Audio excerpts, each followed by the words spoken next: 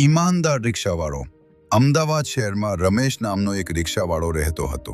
તે ખૂબ જ ગરીબ હતો, પરંતુ ઈમાનદારીને પોતાના જીવનનો સૌથી મોટો સિદ્ધાંત માનતો હતો.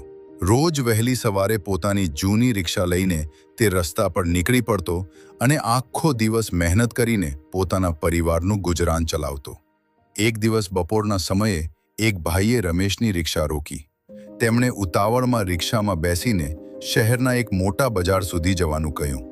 રમેશ તેમને બજાર સુધી લઈ ગયો. મુસાફરે ભાડું ચૂકવ્યું અને ઉતાવળમાં રિક્ષામાંથી ઉતરીને ચાલ્યા ગયા.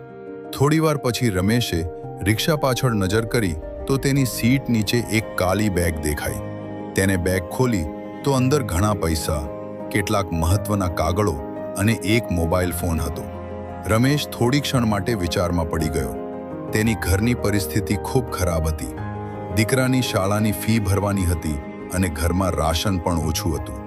છતાં તેને મનમાં કહ્યું, આ પૈસા મારા નથી, કોઈની મહેનતની કમાણી હશે. હું આ પૈસા રાખીશ તો મારા બાળકોને શું ઈમાનદારી શીખવીશ. તેને બેગમાં રહેલા કાગળોમાંથી માલિકનું સરનામું શોધવાનો પ્રયત્ન કર્યો. મોબાઈલમાં આવેલા એક ફોન પરથી તેને માલિકના પરિવારનો સંપર્ક મળ્યો. રમેશે તેમને બેગ મળી હોવાનું જણાવ્યું અને નજીકના પોલીસ સ્ટેશનમાં આવીને બેગ લઈ જવા કહ્યું. થોડી વારમાં બેગનો માલિક પોલીસ સ્ટેશન પહોંચ્યો. પોતાની બેગ સલામત જોઈને તેની આંખોમાં ખુશીના આંસુ આવી ગયા. તેને રમેશનો આભાર માન્યો અને ઇનામ તરીકે મોટી રકમ આપવાની ઓફર કરી. રમેશે નમ્રતાથી કહ્યું, સાહેબ, મેં કોઈ ઉપકાર કર્યો નથી. મેં માત્ર મારી ફરજ અને ઈમાનદારી નિભાવી છે. બેગના માલિકે રમેશની વાત સાંભળી અને ખૂબ પ્રભાવિત થયો.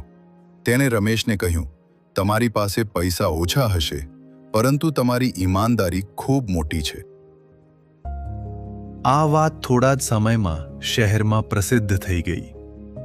સ્થાનિક લોકોએ રમેશનું સન્માન કર્યું.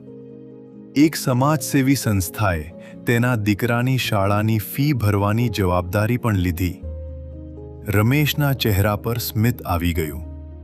તેને સમજાયું કે ઈમાનદારીનો રસ્તો કદાચ મુશ્કેલ હોય, પરંતુ અંતે તે માણસને સાચી ખુશી અને માન સન્માન આપે છે. બોધ: પરિસ્થિતિ ગમે તેટલી મુશ્કેલ હોય, ઈમાનદારી ક્યારેય છોડવી નહીં. પૈસા ગુમાવી શકાય છે, પરંતુ સારા સંસ્કાર અને ઈમાનદારીથી મળેલું માન જીવનભર સાથે રહે છે.